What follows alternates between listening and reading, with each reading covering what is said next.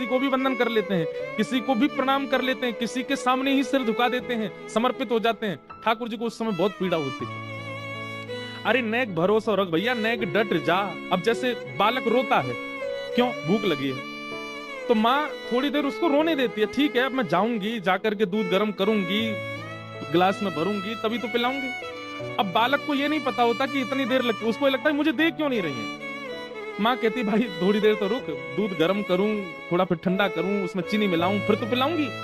लेकिन बालक अबोध होता है, वो रोता है, कई बार चीजें फेंकता है, मुझे दूध चाहिए, अभी लाके दो। तो माँ क्या कहती है, रोता रहे थोड़ी देर, अब ये तो पागल है, इसको क्या समझाऊं मैं, छोटा बालक है। माँ गई तो उसके लिए सामग्री लेनी ही है, लेकिन वो बालक कितनी देर में विचलित हो जाता है। ठीक वैसे ही हम लोग हैं, हम लोग ठाकुर जी के सन्मुख जीवन जी रहे हैं।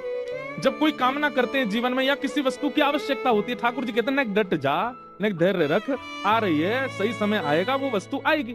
पर हम लोग इतने विचलित हो जाते हैं, अरे भैया ये यहाँ इन देवता से काम ही नहीं चल रहा हमारा, कोई और बताओ। वहां पीपल का पेड़ है, उस पर ऐसे नारियल बांध आओ, ठीक है, यहाँ से भी काम नहीं बना। हरियाणा में एक पीर बाबा है, उन पर ऐसे कर आओ, यहाँ पे भी काम नहीं बना। वहां जाओ, वहां मदिरा पिलाया देवता को उससे काम बन जाएगा। वहां पे भी काम नहीं बनना, वहां तेल चढ़ाया हो। अब होता क्या है, इतने सारे देवताओं को आपने बोल दिया कि हमारा काम बनवाओ, एंड में जाकर के खिचड़ी बन जाती है, कोई काम नहीं होता।